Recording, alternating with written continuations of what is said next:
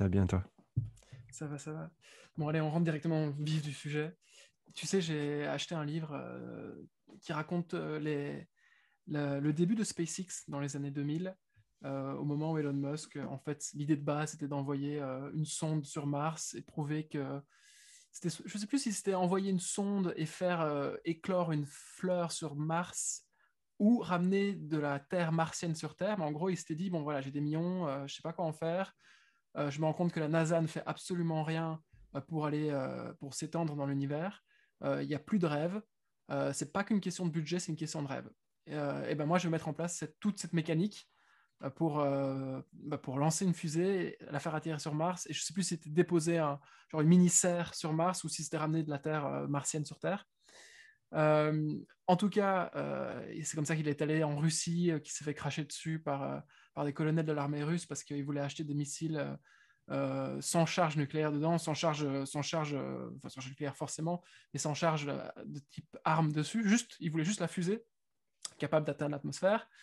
Et donc, du coup, tu vois, ça retrace toute cette histoire. Juste après cette histoire-là, le moment où il commence à fonder SpaceX et où il va en fait, essayer de recruter les premiers ingénieurs, comment est-ce qu'il fait, etc. Tu vois que le type, il est à 200% dedans.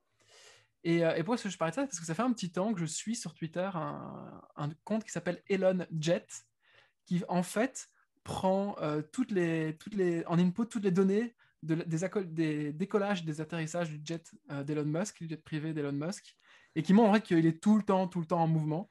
Et genre, dès que tu es sur Twitter, tu le vois, en fait, là, il est à Atlanta, là, il est à Houston, là, il est je sais pas où, tu vois. Et tu vois en fait que le type, il est de façon permanente en mouvement. Et quand tu lis le livre, en fait, tu comprends que c'est pas aussi simple que ça. C'est pas tout le temps lui qui est dans son jet parce qu'il passe son jet à ses employés. Parce que les employés doivent aller à gauche, à droite, aller chercher une pièce au Texas, puis la ramener sur une île pour faire un lancer de fusée, etc. Ils ont 24 heures. Qu'est-ce qu'on fait? On prend le jet d'Elon, tu vois. Et tu vois que le type, il est tellement skin in the game qu'il passe même son jet à ses employés. Je trouve ça complètement ouf. Et voilà, je voulais commencer avec ça. Je sais pas si tu connaissais cette histoire Non. d'Elon Musk qui passe son jet à ses employés. Non, mais en vrai, je connais pas grand-chose d'Elon Musk. Et par exemple, l'histoire avec la Russie, tout ça, je connaissais pas. Et je ne connais pas. Je sais que j'avais lu quelques histoires sur lui, sur comment il en est arrivé à SpaceX et tout, mais en vrai, je connais rien de son histoire, quoi. Donc là, tu me fais tout découvrir et je suis sûr que tu vas m'en faire découvrir encore plus. Et non, je Oui, connaissais c'est rien du tout. génial. C'est génial, son histoire est géniale, mais ça mériterait un podcast à part entière. Le jour où il viendra sur le podcast, on en parlera, hein, tu sais bien. Ouais, ouais. De toute façon, je crois qu'il est booké pour fin de l'année, là, Elon. Ouais, Donc, ouais. c'est C'est bon. lui l'invité guest dont on ne veut pas parler. Mais Exactement. vas-y, il paraît que tu as un truc génial à me faire découvrir. Est-ce que tu veux commencer par ça? Un truc génial à te faire découvrir. Ah non, c'est pourquoi j'étais excité tout à l'heure. Mais écoute, Ah, c'est pas. Je sais pas si c'est génial ou pas, mais en tout cas, juste avant qu'on enclenche le podcast, je scrollais Twitter, comme d'habitude, et je tombe sur le tweet du mec qui fait Micro Acquire, qui est une plateforme pour ouais. pouvoir acheter et vendre des business. Et en fait, apparemment, il y a beaucoup de copycats. Il y a beaucoup de personnes qui, en fait, Micro Acquire en 2020-2021, là, il est passé de 10K MRR à je sais pas combien de MRR.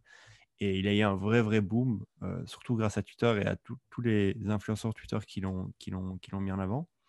Et du coup, il a beaucoup de personnes qui essaient de le copier, qui essaient de faire des micro acquire-like. Mhm. Et du coup, il a fait, oui, comme tous les mecs qui se font copycat, ils disent, bon, ben, au moins le copycat, ça montre que le marché est validé et que je fais quelque chose qui a du sens. Et voilà, tu vois, c'est excuse classique quand tu te fais copycat. En vrai, tu as la haine à l'enfant de toi, mais tu n'oses pas le dire et donc tu trouves le côté positif des choses.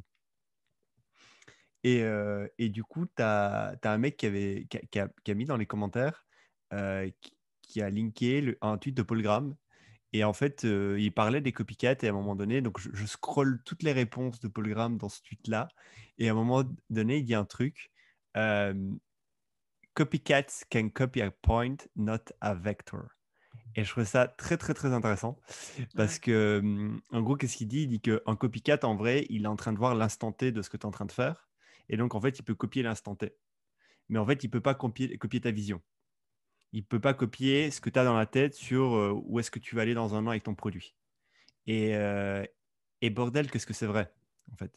Et le nombre de fois où moi j'ai voulu copycat des trucs, où j'ai vu des copycats, euh, ou même des gens qui voulaient copycat des choses venaient me demander des conseils. Et à chaque fois, c'était, je vois là l'instant T de qu'est-ce que le produit aujourd'hui et qu'est-ce que la boîte aujourd'hui. Et en fait, le danger du copycat pur et dur, c'est de se dire, OK, analysons le produit et la boîte maintenant, là, le 1er avril, et, parce qu'on est le 1er avril, et oui, quand on record ce podcast, et faisons une copie de ça. Tu vois. Mais en fait, le temps que tu fais la copie de ça, le mec, quand tu es en train de copier dans sa tête, il a déjà le plan pour l'année et c'est déjà la vision de produit qu'il va avoir. Mais toi, tu la connais pas, ça. Donc, et donc, c'est très dangereux de copier des produits à l'instant T si tu veux ressembler à 300% comme le produit. Parce que dans tous les cas, le gars que tu es en train de copier, il aura toujours une longueur d'avance sur toi. Donc voilà, juste, je trouvais ça super, super intéressant, le fait que tu peux copier un point mais pas un vecteur. Et c'est tellement vrai. Et ce qui ne veut pas dire que les copycats, c'est mal. C'est juste que quand vous faites un copycat, ne vous arrêtez pas à l'instant T du produit, mais vous-même, Ouais, inspirez. Il faut s'inspirer de l'instant T du produit et soi-même créer son vecteur, en fait. C'est se dire, OK, du coup, cette version-là du produit, comment je la vois à long terme et quelle est ma vision de ce produit-là et qu'est-ce que je peux en faire. Parce que le mec que vous êtes en train de copier, il a la sienne et vous la connaissez pas, quoi. oui. Et il faut ça. Donc, en gros, ce que tu es en train de dire, c'est que il faut toujours s'approprier, même si on part d'un copycat, d'un collage, ouais, d'une décalcomanie, d'un projet qu'on aime bien, il faut très très très rapidement se l'approprier. Sinon, en fait, C'est ça, si tu attends en fait de voir le prochain move de ton concurrent, c'est mort. qui connaît même pas ton existence, bah, c'est-à-dire que t'es pas dans la course, quoi. C'est ça, Donc très juste, exactement. très juste. Ouais. Donc voilà. Voilà. Non, voilà, c'était juste, je voyais ça juste Le avant son de philosophie. non mais, non Philosophie mais voilà. Paul Graham. Paul Graham, je te donne follow. Ouf, Putain, ouf. tu vois, là, non, mais en fait, je me rendais compte que je suivais beaucoup de gens qui recyclaient tout le temps la même chose. Et j'adore ce qu'il disait, j'adore ce qu'il dit toujours. Mais juste, je préfère lire son article une fois par an et ça suffit. En fait, j'ai pas envie d'être. En plus, tu vois, vu que ma following base va liker tous les tweets de Paul Graham, ils arrivent tout le temps dans mes threads et j'en ai marre. Donc voilà, putain, je viens d'utiliser trop d'anglicisme là, ça me fait chier. C'est pas grave. Donc voilà. Du coup, Tu veux que je te voilà. parle d'un Et truc, moi? Vas-y, vas-y, parle-moi d'un vas-y. truc. Non, non, non, vas-y, vas-y. Moi, je voulais, ça sera aussi, c'est un petit truc que j'ai. Donc, au tout début de l'année, un des tout premiers podcasts, j'avais parlé d'une meuf, tu vois, qui faisait ses bougies toute seule et qui les vendait en e-commerce. Alors, j'en ai rien à foutre des bougies, strictement. Mais elle faisait quand même 50K par mois en vendant ses bougies et elle a fait un truc hyper malin à l'époque pour un petit peu booster ses posts, enfin booster ses ventes, c'est qu'elle a créé des bougies à destination des fondateurs des startups tech un peu connus. Donc il y a une bougie pour Paul Graham, il y a une bougie pour Steve Jobs, il y a une bougie pour Elon Musk. À chaque fois, tu vois, il y a une prière qui accompagne, genre Paul Graham Ok. pour le scale. Euh, Jeff Bezos, pardon, pour la margin, tu vois. Et donc, à chaque fois, tu vois le Jeff Bezos qui est comme ça, enfin, tu vois, c'est en train de prier. Donc, c'est super marrant. Et en fait, elle sort avec, enfin, son mari, son copain, je sais pas, c'est l'ex-CEO de Adalo HQ. C'est un tool de no-code qui est quand même pas Mhm. mal utilisé, pas mal connu dans le monde du no-code, qui coûte un peu cher. Et bon, récemment, il s'est fait débarquer, je pense. Et du coup, elle sort avec lui. Et il y a un mois ou deux, ils ont annoncé qu'ils lançaient leur tool à eux. Et tu vois, la semaine passée, je te parlais de la communauté qui crée un produit pour les pandemic bakers.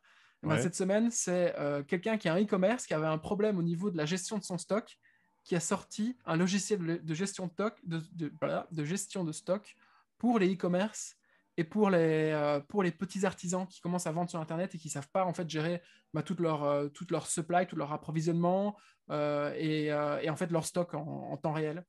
Et donc, ils ont sorti ce petit truc-là. C'est gratuit pour le moment. Apparemment, ils ont une belle traction. Le type travaille à fond dessus, l'ex-CEO de Adalo.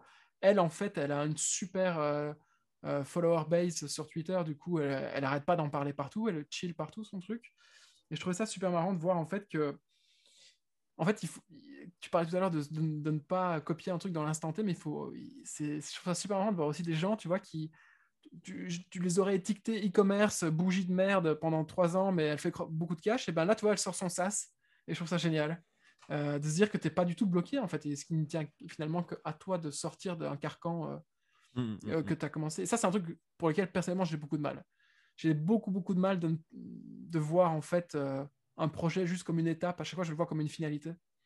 Et c'est un truc qui est bloquant chez moi, mais sur lequel je travaille beaucoup, tu vois, donc c'est pas grave. Mais voilà, je trouve ça marrant. Je sais pas si tu la suis, elle s'appelle Diana Non, Allen. non, non, non, non, je la suis pas. Et donc, attends, c'est quoi? C'est un SaaS qui te permet de gérer ton stock. Ça veut dire quoi? Bah, Moi, j'ai quand fait du tu veux. e-commerce, mais sans stock. Du coup, je sais pas ce que ça veut dire gérer un stock. Alors, gérer un stock, en fait, c'est quand tu dois commander des emballages, quand tu dois commander des matières premières et donc avoir un approvisionnement, par exemple, je sais pas moi, si tu fais des gâteaux en chocolat et que tu les vends, eh ben, tu dois commander les pépites de chocolat, tu dois commander le beurre, tu dois commander, je sais pas moi, la farine, je sais pas ce qu'il faut pour faire un gâteau en chocolat, tu vois. Et en fait, tu as tout ça et très vite, en fait, tu gères tout ça dans une Google Sheet. Et elle, en fait, elle a vraiment transposé toute l'expérience Google Sheet dans un tool qui est hyper simple. Je pense que Shopify en a un qui est intégré, mais qui n'est pas assez bien et qui est un peu trop complexe, en fait, pour les petits marchands qui vendent moins de 100 000 euros de chiffre d'affaires par an, mais qui, en fait, par la nature même de leur business, doivent gérer plein de matières premières. Elle, par exemple, pour les bougies, elle doit gérer les emballages, elle doit gérer Ouais. plein d'autres trucs. Je pense qu'elle a une dizaine de matières premières à commander et à garder en stock. Donc, il y a le stock d'approvisionnement, puis ensuite, il y a le stock de distribution. Tu dois savoir en temps réel, OK, il me reste combien de bougies là? Est-ce que je ne devrais pas aller refaire une fournée? Tu vois, c'est plus simple de regarder sur son Google Sheet / SaaS que de passer la tête et de regarder dans ses étagères ou dans son stock physique. Et voilà, je trouve ça marrant. Et Ok. c'est vraiment un tool tout simple qui est gratuit. Tu peux l'utiliser demain. Moi, je me suis inscrit dessus, c'est marrant. Enfin, c'est pas marrant du tout, pardon, c'est pas le bon mot. C'est surprenant de voir que tu peux te lancer là-dedans très rapidement. Et finalement, elle dit qu'il y a beaucoup de traction. Alors, je sais pas si c'est vrai ou pas. Il y a même des YouTubers qui font des shout-out de son produit, tu vois. Donc, Ok. elle a Tu de la m'enverras chance. le tool et du coup, c'est. Ça, Tu penses que. Ouais, c'est quoi le nom? Vas-y, c'est quoi? Je vais ça checker en s'appelle live. inventora.co. Inventora.co. Le nom est pas mal. For people who make cool things. Ok. Ah ouais, il a vraiment Apparemment, il y a tourné en beaucoup. mode petit fabricant. Tu fais des trucs cool. Ok, ok, ok. Ok. Et Bon, moi, à mon avis, tu peux faire plein de choses avec ça. Ça peut être un produit d'appel pour vendre une formation derrière, pour scaler ton e-commerce. bien sûr. Ça peut être après mettre des autres features on top et faire payer. Enfin, ça peut être plein de choses, quoi. Donc, c'est cool. Même ça, tu peux le faire payer à terme, tu vois, même si tu le fais pas payer très cher. Ouais. Mais je pense elle se focus vraiment sur les gens qui lui ressemblent, elle. En fait, elle a découvert sa pain en faisant son métier principal qui est le e-commerce. Et donc, elle l'a réglé. Et puis, elle fait tout un storytelling sur Twitter où elle raconte qu'en un week-end, ils ont essayé de lancer le truc. Ça m'étonnerait même pas que ce soit fait en no-code, ce petit truc. Et voilà, je trouve ça pas mal. Je trouve ça vraiment pas mal. Et elle se concentre vraiment sur les commerçants, les marchands Etsy, tu vois. Ouais, ouais, Donc, ouais, c'est les ouais. gens qui font des petits colliers, qui font, C'est ça. je sais C'est pas moi, ça. des tables un peu Il y avait particulières. Enfin, justement, je voulais te parler une fille qui fait ça en France. vas-y. En fait, j'ai découvert un petit. Il y a un an, j'avais découvert quelqu'un qui voulait vendre des planches à pain design un peu stylé en époxy. L'époxy, c'est quoi? C'est de la résine qui ressemble un peu à du cristal. Et en fait, tu peux faire plein de choses. Tu peux mettre des petits, tu peux mettre des petits brillants dedans. Tu peux mettre des feuilles. Et en fait, ça donne un effet stylé, quoi. C'est un effet transparent, coloré. Et tu peux mettre ce que tu veux dedans. Et en fait, tu as l'impression que tu regardes à travers un cristal, quoi. Et, euh, et donc, j'avais bossé avec une meuf qui faisait ça. C'était plutôt cool ce qu'elle faisait. Et en fait, c'est en vrai, l'époxy, c'est un vrai truc sur Instagram. Ça a beaucoup cartonné pendant longtemps. Les vidéos où tu voyais des gens faire des tables en époxy. Enfin, c'est un vrai truc dans l'artisanat. Apparemment, il y a beaucoup de personnes qui utilisent la résine époxy. Et là, j'ai découvert une TikTokeuse qui a 200 000 abonnés et qui fait de tout en époxy.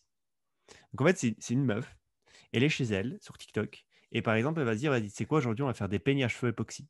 Et donc, elle prend son kit époxy, elle prend son moule de peigne à cheveux, elle coule la résine, elle coule des petits brillants, et après, elle démoule. Et c'est une petite vidéo de 20 minutes, de 20 secondes, 20-25 secondes max. Et elle en fait une par jour, une tous les 2 jours. Elle a 200 000 abonnés. Et évidemment, qu'est-ce qu'elle fait maintenant? Bah, elle vend ces petits trucs, ces petits gadgets. Donc, il y a des porte-clés en forme de Yoda, en époxy. Il y a des peignes pour cheveux. Elle fait des objets de décoration, genre des petits oursons à mettre dans sa chambre. Elle fait un peu de tout. Elle fait des vaisseaux, elle fait un peu de tout en époxy. Et, euh, et en fait, elle est sold out en permanence. Donc en fait, et elle fait que des fourniers chez elle. Donc comme tu disais, elle a une table chez elle. Elle a plein de moules. Et quand elle a envie, quand elle reçoit un kit de produits époxy, bah, elle commence à mouler des trucs. Elle les démoule. Et en fait, c'est plaisant à voir de voir du liquide avec des paillettes dans un moule. Et après, dans la même vidéo, boum, elle démoule le truc. Tu vois, c'est dur et c'est stylé. Et en fait, c'est très plaisant à voir. Et donc en fait, il y a des vidéos elle qui deviennent virales. Elle a 200 000 abonnés. Elle est en France. Et dès qu'elle peut, bah, elle le met sur sa boutique. Elle met le produit sur sa boutique et il sold out instantanément. Du coup, dans les commentaires, tu n'as que des commentaires en mode merde, c'est encore sold out, s'il te plaît, j'en veux plus, j'en veux plus, j'en veux plus. Et là, récemment, il y avait même quelqu'un qui s'emballait un peu sur elle parce qu'elle était sold out et elle disait non, mais les gars, vous vous rendez pas compte, je suis monté à 200 000 abonnés en rien de temps. Tout ce que je fais, c'est que je moule de la résine et je vous fais des trucs stylés, mais ce n'est que ça. Et ma boutique est sold out en permanence. Et le projet devient plus grand que moi, quoi. J'arrive pas à gérer Mm. le truc. Et je trouve ça trop stylé, les gens qui utilisent les réseaux sociaux pour vendre leur artisanat et en fait qu'ils imprègnent la diffusion de contenu au, au- au- au plus profond de la production de leurs produits. Ça veut dire quoi? C'est-à-dire que la meuf, elle n'est pas en train de garder sa recette secrète de comment elle fait ses moules et après elle te montre juste l'objet, elle dit ah venez acheter, c'est 30 euros. Non, elle te montre qu'elle connaît rien en époxy, qu'elle va en ligne, qu'elle commande ses petits produits, qu'elle les reçoit chez elle, qu'elle moule et qu'après elle te vend le petit ourson décoratif qui vient de sortir du moule. Et ça, bah, ça excite des gens, ils ont envie d'acheter ça. Et du coup, son canal de distribution, c'est TikTok. Et son contenu, bah, c'est son travail, en fait. Donc, elle ne doit pas faire des efforts marketing autres que de la production de son produit, vu qu'en fait, le processus de production, c'est son marketing. Mm. Et je trouve ça trop beau. Et en fait, TikTok te permet de faire ça. Alors, Instagram te permettait déjà de faire ça à l'époque. Mais là, TikTok a vraiment un format très court, très dynamique, où quand tu fais de l'artisanat, en fait, tu peux prendre le processus de fabrication de produits les 3 étapes, un 2 3 les condenser en 20 secondes et exciter les gens. Et les gens, ils vont dire, putain, mais c'est trop beau, tu vois. Et C'est c'est trop comment, beau, j'ai envie d'acheter ton produit. c'est Tu comment veux voir cette le compte? mouvance-là, tu vois? Ah, Ouais, je veux pardon. bien voir le compte, mais cette mouvance-là, tu vois, où il y a vraiment un effet presque de soulagement ou de vraiment de, je sais pas comment on appelle ça, d'addiction en fait, à voir un truc se démouler, à voir, tu vois, Ouais, il y a un ça, nom je sais pas. particulier Ça fait sur... partie. Ouais, ça a un nom particulier. Je l'ai pas, mais ça fait partie du ASMR. C'est dans la catégorie ASMR ces trucs-là. Par exemple, quand tu vois sur Instagram, vous voyez ça, vous avez tous vu ça. C'est une plaquette de je sais pas quoi, de Visual sable trigger? Non, dur. c'est pas ça. Ouais, ouais, c'est des trucs comme ça. Et genre, par exemple, une plaquette de sable dur et il y a un couteau qui tranche le sable. Et en fait, le sable, il est parfaitement bien tranché. Et après, il écrase la plaquette. Et en fait, tu te rends compte que c'est du sable. Et en fait, ouais, c'est addictif visuellement à voir. Et je sais que ces trucs-là, c'est dans la catégorie, parce que j'avais vu une vidéo là-dessus, c'est dans la catégorie du ASMR. C'est les trucs qui Visual trigger ASMR, ouais. des trucs dans ton cerveau où en fait, ça te brain fuck et tu restes dessus et tu dis, mais merde, pourquoi je regarde ça, tu vois. Et démouler quelque chose, c'est typiquement ça, en fait. Mais en fait, c'est tous les petits trucs plaisants que vous faites de votre vie. Je sais que ça paraît bizarre ce que je vais dire là, mais par exemple, quand. Comment on appelle ça? Tu sais, les, je sais pas, quand par exemple, tu es en train d'éplucher une pomme ou tu es en train d'éplucher une mandarine et tu as envie que chaque quart se défasse parfaitement bien et que le quart ne se casse pas quand tu le Ou tout dépluches. simplement quand tu as Tu vois. épluché une pomme sans laisser une part de pelure, tu vois, sur Ouais, la par pomme, et exemple, que genre c'est de truc, parfait. tu vois. C'est ça. Et ben en fait, ça fait partie de tout ça. Et je sais pas ce que c'est, mais Visuel, c'est. ASMR visuel sur Google, ils disent. Ok, À mon avis, il doit y avoir SNOZ. un nom genre un peu plus psychologique Ouais, adapté. ouais. C'est super marrant parce qu'en fait, ce que tu racontes là, c'est que en fait, le format TikTok convient particulièrement à ce genre de petites vidéos de 20 secondes où elle démoule, remoule et où c'est un peu glitchy et avec des paillettes, etc. Mais si tu dézoomes un peu, eh ben, en fait, cette tendance en fait, à amener ton client, qui n'est peut-être pas encore ton client, en coulisses et à lui montrer les hauts, les bas, la production, c'est un truc qui est hyper prenant et qui fonctionne super bien. Ouais. Moi, je l'ai fait quand j'ai lancé mon e-commerce en food en décembre. À Noël? Tu vois, Ouais. je montrais le processus de fabrication, je montrais les chaudrons en train de bouillir, je montrais la pâte en train d'être modelée, etc. Tu vois. Mais encore bien avant, quand j'étais dans une autre boîte, et ben en fait, ça faisait partie même de la stratégie marketing en tant que telle.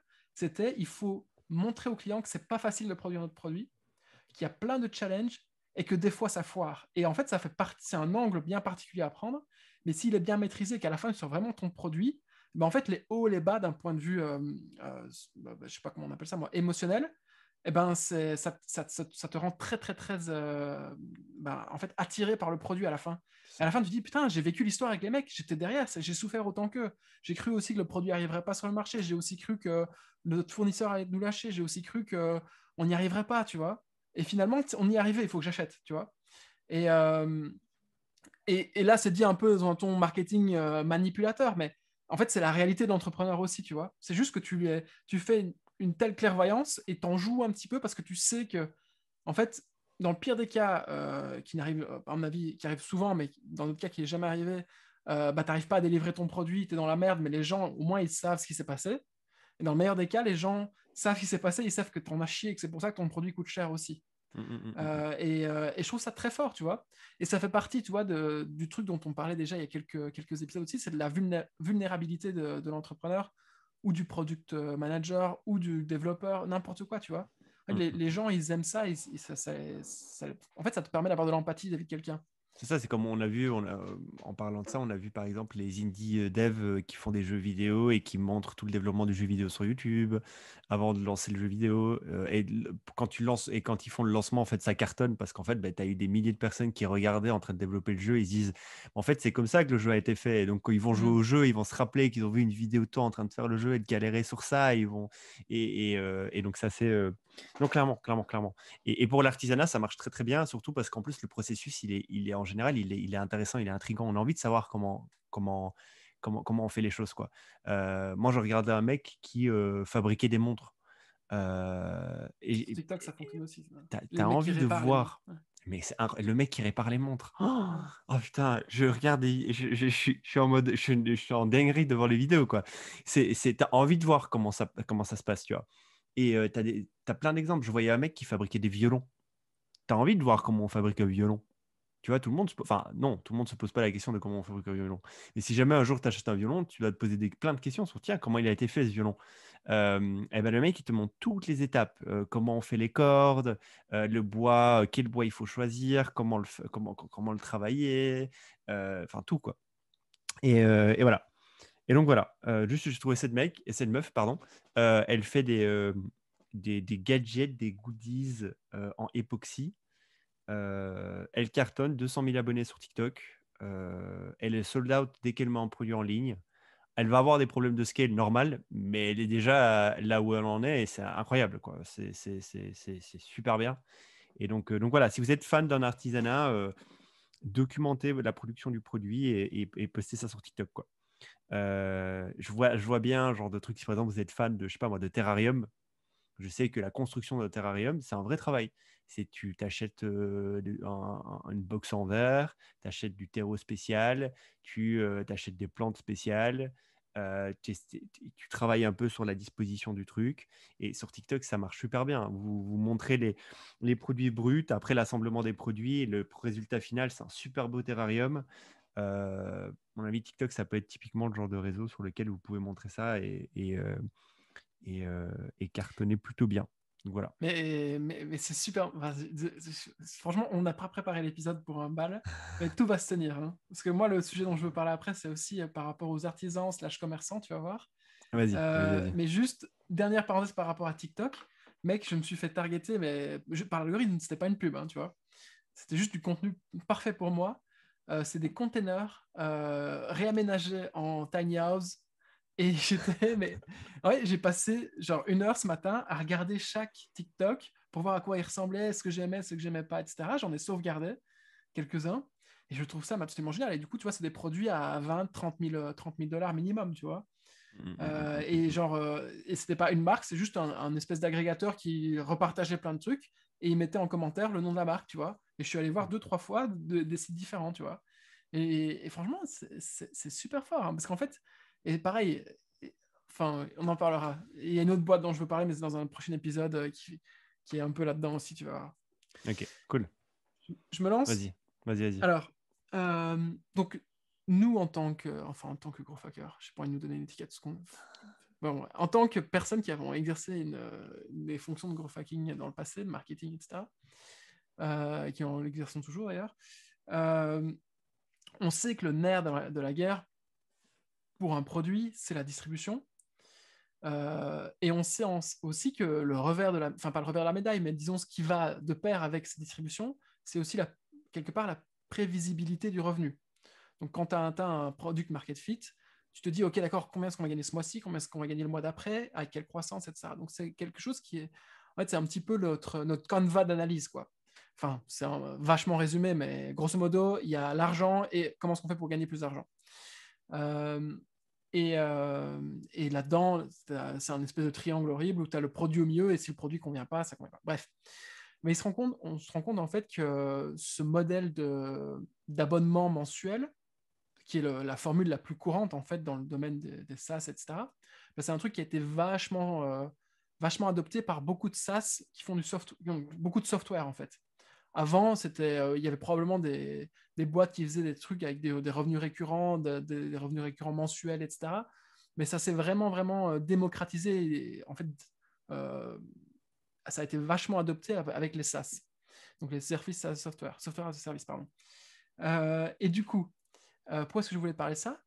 C'est parce que j'ai découvert dans les derniers batchs YC 2, 3 boîtes en fait qui font exactement la même chose et qui s'occupent en fait, leur business model, c'est de réussir à donner de la prévisibilité de revenus à nos commerçants et aux artisans locaux. Donc en fait, qu'est-ce qu'ils font? Ils développent un outil qui permet en fait à ces artisans, à ces commerçants, par exemple, je sais pas moi, le type qui a un café et qui fait lui-même son café chez lui, le pâtissier, etc. Et ben en fait, qui d'habitude en fait ont des one-time clients, des clients one-time qui viennent, qui reviennent et on ne sait pas trop quand, on ne sait pas trop comment.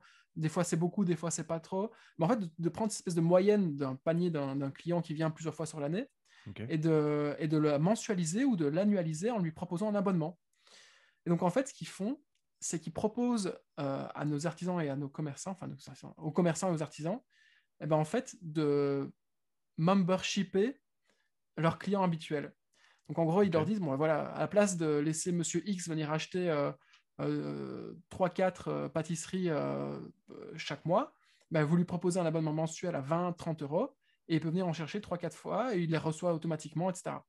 Et en fait, tu vois, donc c'est-à-dire que Monsieur X, s'il adopte et s'il signe pour ça, bah, quelque part, il y a une prévisibilité de revenus. On sait que Monsieur X va venir au moins tout le mois, ou au moins tous les 6 prochains mois.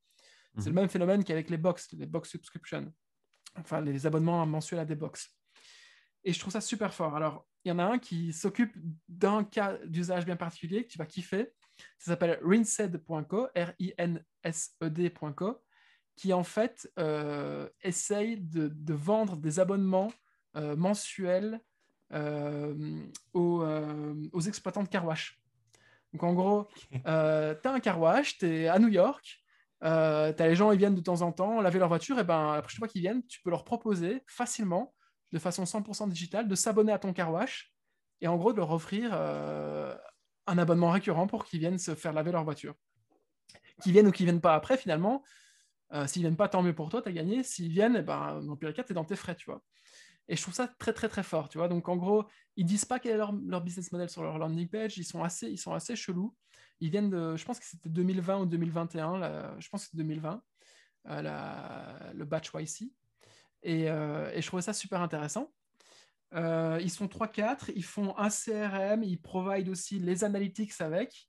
Donc en gros, tu peux après, en tant qu'exploitant de car wash, avoir des analytics pour savoir, ok, il y a autant de voitures qui viennent, autant de fois le même gars est venu sur un mois, c'est-à-dire que peut-être qu'à la place de faire un abonnement mensuel où je donne 3 passages par mois, je peux en donner 4, tu vois, ou en donner que 2 et garder le même prix, tu vois. Et donc en fait, ça permet d'être beaucoup plus intelligent, ça donne des outils pour être plus intelligent à des gens qui, à la base, à mon avis, en fait, pilotent largement à l'aveugle leur C'est ça. business.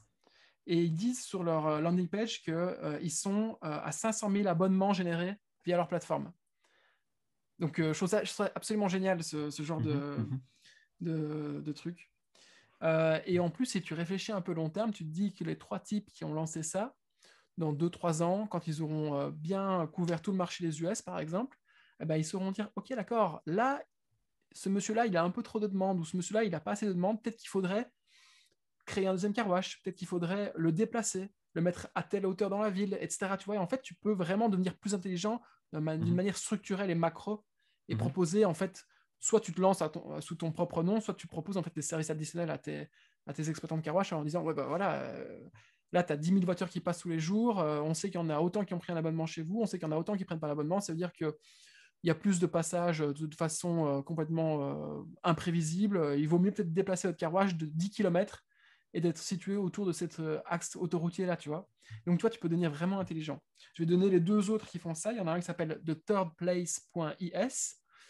Donc là, c'est beaucoup plus axé commerçant. Torn, The T-O. Third Place, Ah, The la Third, troisième ok. place, Ouais, ouais, ouais. .is.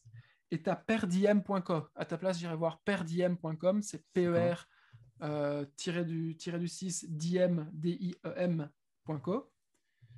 Et là, Ok. c'est vraiment un Shopify-like avec un pricing à la Shopify. Attends, per diem, j'ai Et pas. C'est P-E-R.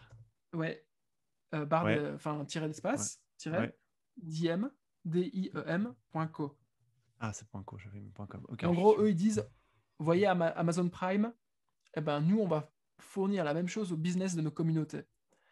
Et donc, en gros, ça, c'est un truc qui est très US, mais ils se disent, bah, moi, je préfère savoir que ma pâtisserie ou que mon vélo ou que ma chambre à air de mon vélo, eh ben, elle vient de mon petit commerce d'à côté.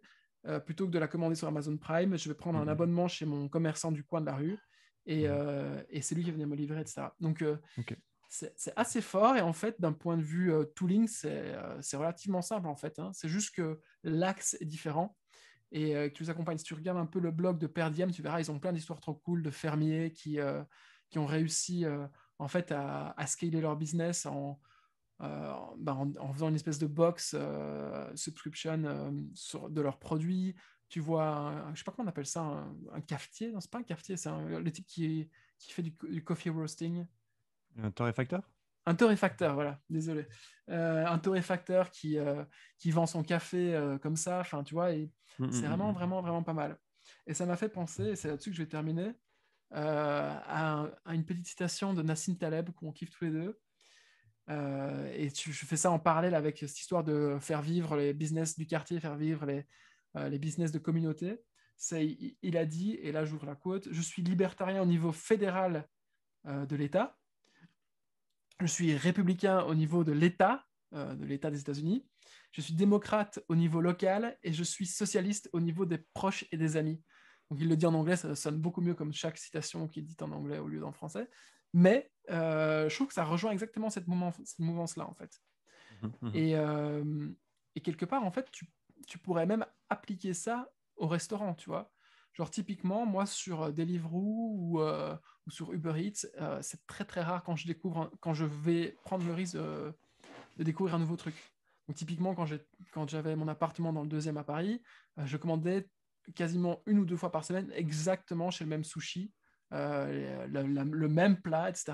Quelque part, le type, il aurait peut-être pu me proposer un abonnement mensuel, tu vois, et que ça aurait été peut-être plus intéressant. Ouais. Et si tu réfléchis comme ça, en fait, tu te dis, il y a plein d'actions en fait, qui sont répétitives dans nos vies, qu'on pourrait en fait outsourcer comme ça et je trouve que c'est pas mal, je trouve que c'est très puissant comme outil Ça. de réflexion. Après, il faut voir du coup sur quel type de business la récurrence fait sens, tu vois. Moi, je me vois pas payer un abo chez mon boulanger pour avoir 10 pains au chocolat tous les mois, tu vois, pour être Non, sûr mais d'avoir mes 10 pâtissier. pains au chocolat. Ouais, ouais, ouais, ouais. Tu as ton gâteau toutes les semaines parce que tes petits-enfants viennent et que tu veux leur offrir le même gâteau. Ouais, ouais, voilà. Bah, Tu du vois? coup, il faut vraiment trouver quelle Ouais, personne a vraiment besoin de ça. Pour le car wash, ok, je comprends tout à fait. Je connais une personne, alors une seule personne qui gère un on en a car déjà wash. parlé. Fais attention à ce que tu dis. Ouais, non, mais et oui, il faut des tools, il faut tout pour lui faciliter la vie. Et par exemple, là, je regarde le truc de rinset.com.co. Et en gros, tu peux booker ta séance de car wash en ligne. Tu peux regarder les slots libres pour être sûr d'avoir ta place quand tu viens laver ta voiture. Du coup, derrière, tu peux, en tant que gérant du car wash, tu Optimiser. récupères les adresses email des gens et tu peux leur envoyer des emails pour leur envoyer des promotions. Euh, Enfin, il y a plein de choses. Tu as un vrai CRM derrière qui bosse. Ça, pour les car wash, je vois tout à fait. Et c'est super intéressant d'avoir pris les car wash parce que je pense que les car wash, en tout cas de ce que moi j'ai cru comprendre, c'est des machines à cash. Ça génère beaucoup de cash. Et c'est le genre de business un peu très ancien. Enfin, pas ancien, mais genre très terre à terre, très physique, très, très car wash, quoi. qui par contre crache de la thune, quoi.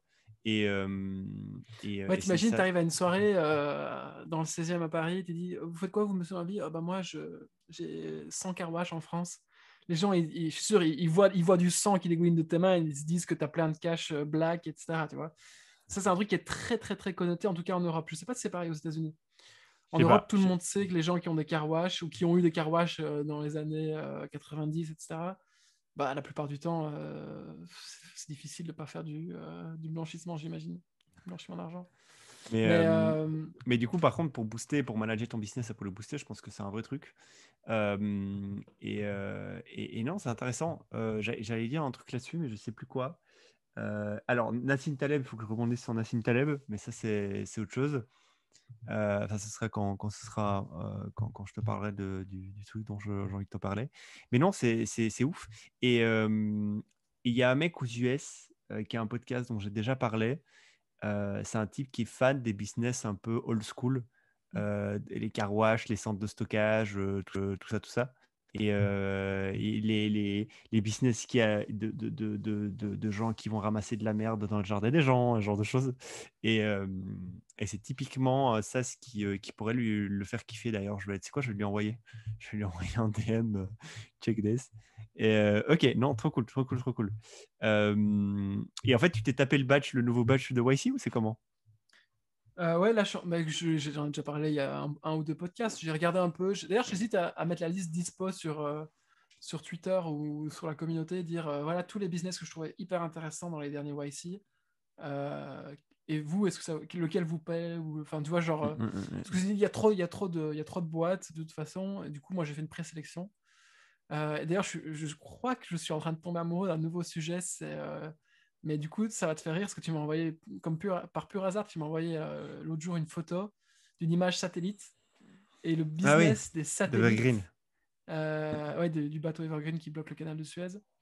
Euh, les business des satellites et de l'imagerie satellitaire, c'est un truc qui est assez ouf. Franchement, Alors, je sais que j'ai l'impression qu'il y a plein de gens qui se lancent dessus. Donc, à mon avis, il y a une barrière à l'entrée qui est pas si grande que ça. En fait, c'est un petit peu doit y avoir un insight qui tourne parce C'est qu'il y a ça. plein de boîtes en France qui font ça. Ouais. Le mec, là, le hacker liégeois, là, comment il s'appelle Ouais, encore? J'ai ouais. oublié. Ben moi, lui, j'avais parlé avec lui à l'époque. Enfin, à l'époque, c'était genre il y a 2 ou 3 ans. Parce que j'avais pris un cours sur comment marchent les satellites. Et genre, j'avais pris un cours en ligne qui était gratos et j'avais regardé et tout. Puis je trouvais ça super intéressant. Donc, je lui posais la question parce qu'en fait, lui, il a ça. Enfin, il a ça. Il utilise des satellites pour faire de l'espionnage. Et du coup, je lui ai posé des questions et en gros, il m'a dit tu te plugs en fait à des satellites, c'est des Mhm. API, c'est comme des API, et tu as des satellites caca, pas cher, donc tu peux te plugger sur un satellite et avoir une vue H24 de merde.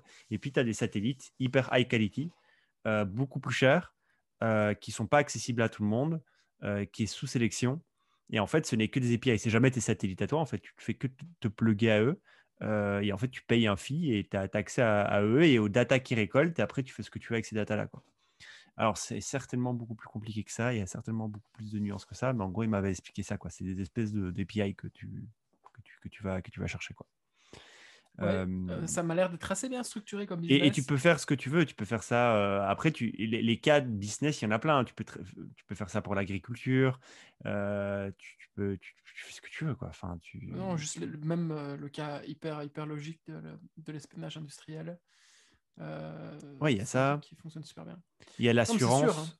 Tu peux par exemple, je sais plus qui fait ça, je sais pas Luco qui fait ça. Après, je sais pas si c'est eux qui se plug ou s'ils utilisent une assurance qui fait ça. Mais en gros, ils checkent ils checkent verticalement ton quartier quand tu mets ton adresse et en fonction de différents paramètres, ils arrivent à te donner une estimation de l'assurance que tu devrais prendre. Et je ne connais pas les paramètres d'aller voir sur Luco. C'est Luco, je crois que c'est Luco qui fait ça. Beaucoup. Euh, ouais, donc tu iras voir ça. Donc voilà. Bon, tu parlais de Nassim Taleb. Je vais te parler d'un truc trop drôle. Enfin, trop drôle, je sais pas, mais je creuse là, j'explore. Je t'ai parlé de BitCloud la semaine passée. Donc, ceux qui Ouais. ne savent pas ce que c'est BitCloud, vous irez voir. Oh, pardon, merde, je fais une connerie. Mon écran a changé. Ah, voilà. BitCloud, en gros, je répète, Twitter décentralisé avec un token par profil Twitter. Ils ont fait une petite technique pour essayer d'avoir de l'attraction rapidement. Et en fait, ça marche. Ça marche. Il y a de plus en plus de monde sur BitCloud. Il y a de plus en plus de mecs connus qui redeem, qui vont réclamer leur compte mère qui a été créé sur BitCloud et du coup, ils voient qu'il y a 100K sur le compte. Et il y a de plus en plus de personnes qui l'utilisent. Et du coup, j'ai croisé un type sur Twitter, un mec là aléatoire qui sort de nulle part. Il tweet un truc, il dit j'ai fait $3 500 en 24 heures sur BitCloud. Et je suis damn, comment ça? Du coup, je regarde un peu ce que c'est.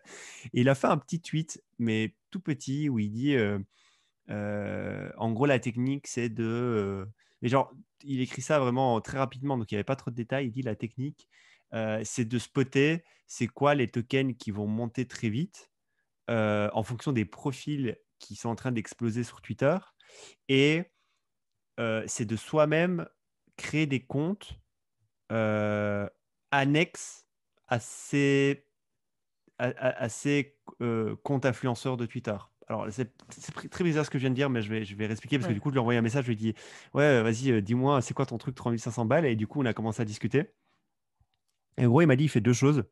Donc, déjà, de base, il investit sur des tokens de mecs influents sur Twitter, mais qui ont leur compte sur BitCloud, mais qui n'ont pas encore réclamé leur compte. Parce qu'ils se disent que le jour où ils réclament leur compte, bah, du coup, leur token il va exploser. Et effectivement, dès que tu vois un mec qui réclame son compte, boum, le token il explose. Il faut savoir que Elon Musk, je crois que son token c'est presque $100 000. Et alors que j'ai fait une newsletter lundi, seul lundi-ci, ouais, c'est lundi-ci, et il était à $83 000. Donc vous voyez, le mec a pris presque $20 000, quoi. Donc si vous aviez investi, voilà, vous faites le calcul, vous faites le ratio. Attends, mais c'est liquide, c'est pas liquide. Alors, Le mec, tu peux il acheter, peut c'est tout retirer. liquide. C'est liquide, par contre, pour cash out, tu peux pas cash out facilement. Il faut que tu passes par un marché secondaire de cash out. En fait, tu apply. Donc, tu as une boîte qui fait ça. En gros, ils essaient de mettre en relation des gens qui veulent racheter tes tokens, quoi. Et ça marche. En 24 heures, tu peux trouver quelqu'un qui veut racheter. Parce qu'apparemment, il y a assez de demandes. Et c'est ça qui est intéressant, en fait. Parce que le mec là qui a fait $3500, il a cash out les $3500, il s'est acheté un ordinateur, un iPhone. Il en a fait même un tweet là-dessus. Et du coup, la deuxième technique, qui est là est vraiment, et que je trouve qui pour le coup est maligne, et du coup, j'ai commencé à faire mes premiers euros là-dessus. J'en avais parlé l'autre jour, mais je voulais pas te donner plus de détails. Donc, en gros, sur Twitter, il existe des comptes. Par exemple, le compte de Nassim Taleb. C'est NN Taleb. Il existe des comptes. Donc, Nassim Taleb, il explose sur Twitter, comme Naval, comme tous les autres. Et en fait, il y a des comptes annexes à ces stars-là, qui sont des comptes qui, par exemple, retweetent leurs meilleurs tweets. Par exemple, vous avez Naval Bot, vous avez Nassim Taleb Bot, vous avez machin truc. Tu vois. Il y a des comptes annexes. Par Wisdom, exemple, etc. voilà, Wisdom, par exemple, vous avez un compte, c'est Théorie Wisdom. Mm. Vous avez un compte, c'est Naval Manak, Naval Manak, je crois. où en gros, il fait des condensés des meilleures pensées de Naval. Et c'est les comptes qui cartonnent en fait, parce que ce qu'ils font, c'est qu'ils voilà, ils condensent du knowledge, ils partagent, ils partagent, ils partagent. De temps en temps, tu as Naval qui partage, boum, le compte, il prend 10K, il prend 10K, il prend 10K.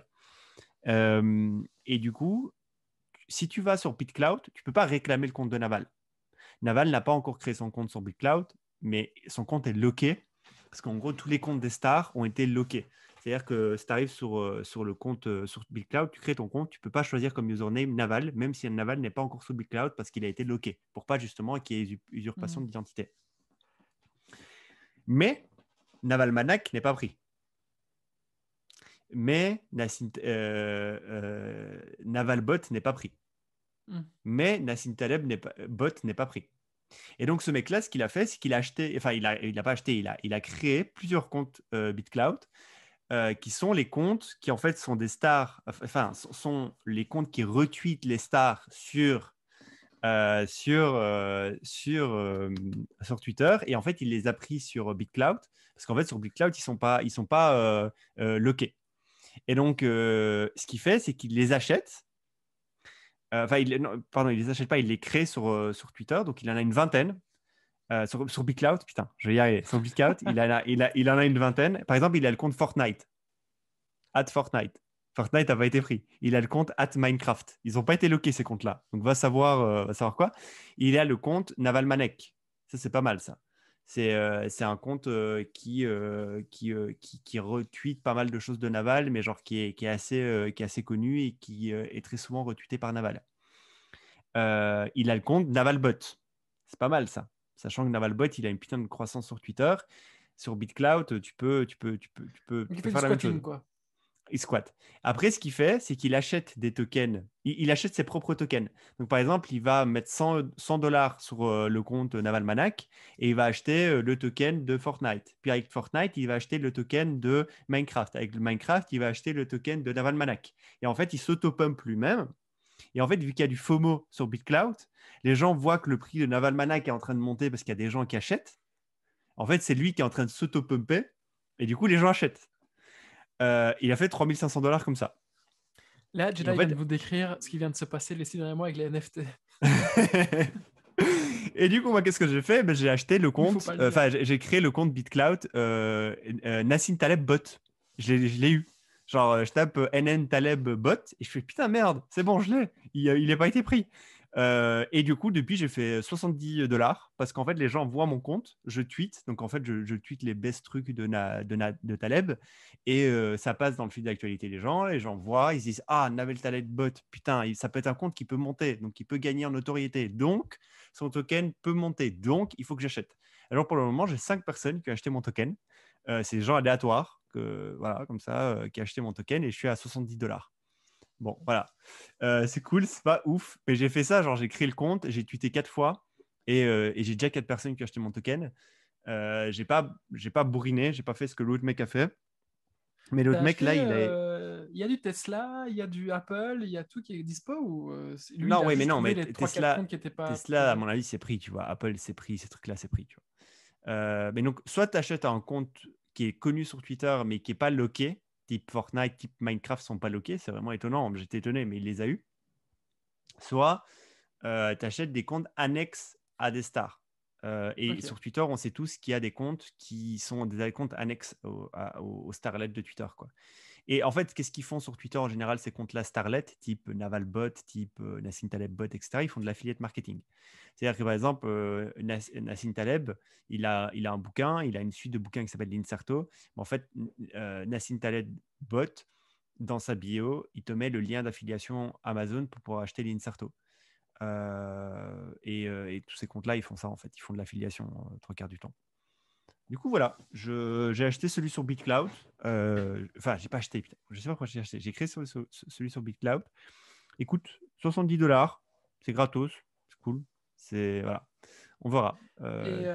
J'ai une question. Est-ce que sur BitCloud, les gens tweetent, enfin l'équivalent de tweeter, ou là, il n'y a aucune interaction sociale? Non, ici, il tweet. Tu peux pas retweeter. Quoi. La fonctionnalité retweet n'est pas encore existante. Enfin, elle est bloquée, elle n'est pas encore disponible, mais oui, il tweet. Et là, tu as des gens type Shan de My First Million, etc., qui commencent à tweeter tous les jours, quoi. Donc oui, il y a du monde là qui commence à s'y mettre. Donc honnêtement, créez quand même votre compte BitClout. On ne sait jamais. Ça vous coûte rien de créer de votre compte. À mon avis, vous pouvez avoir un bon handle. Vous pouvez avoir un bon nom sur choper un bon nom. Moi, par exemple, mon compte Twitter, qui normalement est anti-inertia sur Twitter, je l'ai pris et je ne l'ai pas pris sur BitCloud parce que je ne le trouvais pas ouf non plus et je vais le changer sur Twitter. Par contre, j'ai pris crypto. C'était quoi? C'est crypto radar, je crois, un truc comme ça, ou crypto autre chose. Tiens, Crypto putain. radar. Euh, Radar. Quel enculé. Crypto radar, ouais. Une connerie pareille. Il faudrait que j'aille revoir ce que j'ai pris. Mais d'ailleurs, je vais le faire en live comme ça. François peut aller sur un autre sujet qu'il a. Mais Ah bah moi j'ai fini là. voilà. Crypto. Non, c'est Coin Tracker. Coin Tracker. C'est pas mal, Coin Ok. Tracker, hein. C'est propre, hein. C'est propre. Et tu vois, tu as Shamat qui a créé, qui est dessus. T'as du monde, hein. T'as du monde, honnêtement. Bon, voilà. Soit ça va pumper de ouf, soit ça va être de la merde. On verra. We'll see, les copains. Cool, cool, cool. Est-ce que tu as un petit truc là à me faire découvrir? Un petit Moi j'ai dernier déjà pour fait la le tour route. de tous mes trucs. Moi. Le tour de tous tes trucs. Ouais. Bah écoute, moi, juste, si tu veux, on peut s'arrêter là. Moi, juste une news. Je vous ai parlé dans l'épisode, je sais plus combien, je pense que c'est vers le 11, 12, 13, je sais plus, des boîtes qui font de la livraison de bouffe de supermarché en moins de 15 minutes en Europe, qui sont tous des copycats, encore une fois, de GoPuff. J'en ai repéré maintenant au total, la dernière fois, c'était 18. 18 ou il y en a une, j'hésite, mais en gros 18. Donc 18 copycats en Europe de GoPuff en moins d'un an. Comme je vous l'avais dit dans cet épisode-là, c'est une boucherie. Et le plus gros là actuellement, c'est Gorilla, dont je vous avais parlé. Il vient de lever 200 et quelques millions de dollars et du coup, il est valorisé à plus d'1 milliard de dollars. Voilà, voilà. Et du coup, c'est celui qui est en train de bouffer le marché là en Europe. Je suis curieux de voir les 6 prochains mois comment va se passer cette bataille. Et t'as testé ou pas la boîte, la Kaju petite en boîte pareil France, ouais. non. Non, parce qu'ils ne livrent pas dans mon quartier, enfin dans mon arrondissement. Par contre, ils livrent dans tous les autres arrondissements et j'ai des amis qui l'utilisent. Ils sont plutôt contents. Ouais. Ils sont plutôt contents. Ils sont livrés entre 10 et 15 minutes. Donc, si vous voulez, Kaju, c'est AJOO. Je ne suis pas sponsorisé par eux. J'ai rien à voir avec eux. Pour avoir de la bouffe de supermarché en 15 minutes devant J'ai votre envie de te porte. poser une question. Qu'est-ce que tu penses du fait que c'est un truc que j'ai remarqué. Donc, en gros, il y a cette boîte-là qui t'a parlé. Moi, il y a une autre boîte qui m'a parlé. C'est toutes les deux des boîtes B2C. Et elles Mhm. font toutes les deux comme des gros porcinets, genre du contenu à donf, mais un petit peu du contenu type entre-soi. Genre, vous savez, les copains viennent de se lancer en tant qu'entrepreneurs, etc., sur LinkedIn, alors qu'ils sont sur des produits B2C, tu vois. Et ça m'a Ouais. à chaque fois, je me dis, ah tiens, marrant, pourquoi ils font ça? Ah tiens, marrant, pourquoi ils font ça?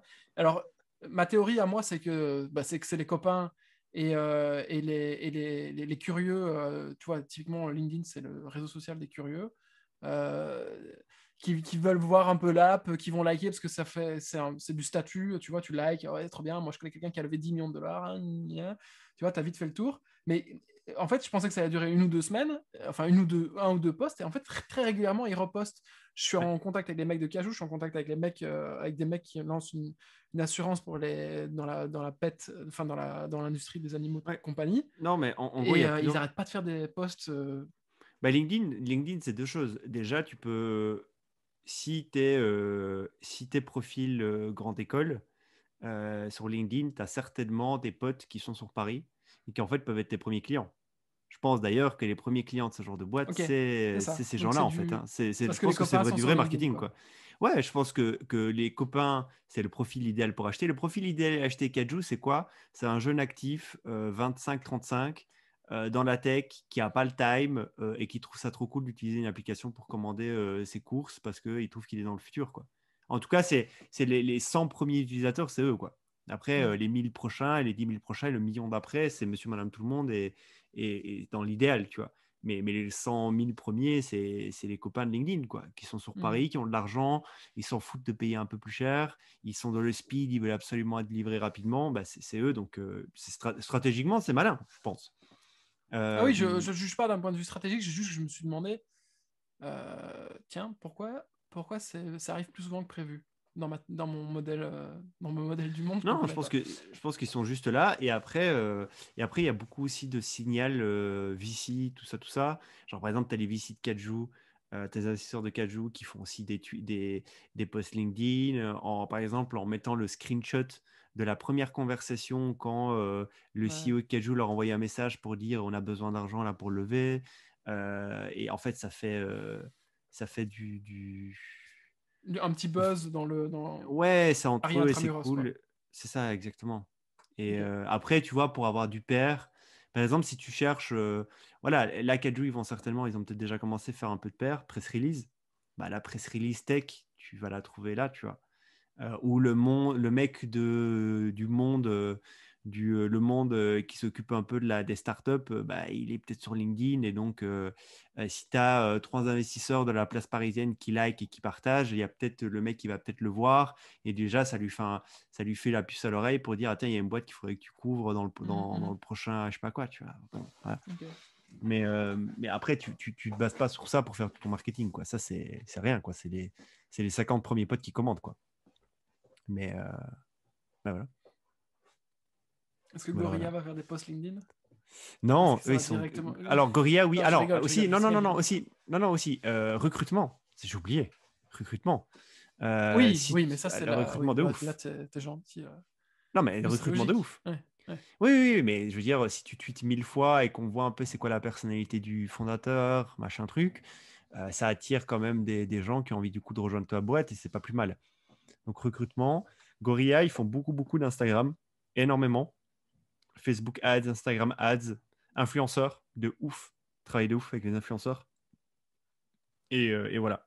Ils ont un style Gorilla qui est plutôt pas mal. Ils ont un branding assez cool. Ils ont un branding en mode pirate de la route, fun. Nos livreurs arrivent en 2 secondes chez vous. Et leur design, vous allez voir leur design. C'est très pop culture. Très berlinois. D'ailleurs, c'est une boîte, je crois qu'elle a démarré à Berlin, mais c'est un style berlinois jeune qui est plutôt bien foutu en fait. Jeune Ça, punk. Ouais, voilà, ouais, c'est ça. C'est genre jeune punk. C'est plutôt ça, quoi. C'est plutôt ça. Ok. Bon, bon ben voilà. Donc ouais, c'est devenu une billion-dollar compagnie. Putain, en rien de temps. Évidemment, est-ce que... Oui, ouais, voilà. C'est billion-dollar compagnie. Mais bon, voyons voir si ça devient Ouais. monopolistique. Je pense que oui. Je pense que Gorilla ils sont le bon. Ils ont le vent en poupe pour... ils sont sur Enfin, je pense qu'ils vont y arriver, quoi. Parce qu'ils vont y arriver. Il y a de fortes chances. Qui sont Ok. les survivants dans un an? Tu sais quoi? Épisode 100, on verra qui sont les survivants. Je pense qu'on aura la news. Je pense qu'à l'épisode 100, tu verras, il y a un ou deux mecs sur le marché. C'est tout. Et tous ceux qui se font liquider, bah, soit ils deviendront employés de ces boîtes-là, soit ils auront fait autre chose. Ou de la consultance. Je sais pas. Bon. On se laisse ici. On a un guest. Normalement, on a un guest prévu pour le prochain épisode. Si tout se passe bien, c'est prévu, les gars. Donc, guest. Faut aussi qu'on en parle de ça. Et voilà. Je sais pas, tu as autre chose à dire? Absolument pas. Cool. Oubliez pas de liker, oubliez pas de commenter, de partager à un de vos amis. On a de plus en plus de commentaires dans les vidéos, donc c'est assez cool. Donc allez-y, lâchez-vous. Et n'oubliez pas de rejoindre aussi farmspot.co. Dans la description, il y a le lien. C'est une petite communauté qu'on a créée. Vous pouvez nous rejoindre et discuter entre vous. Cool. On y va? Ok. Allez, à la semaine pro. Ciao. Ciao. Ciao, ciao.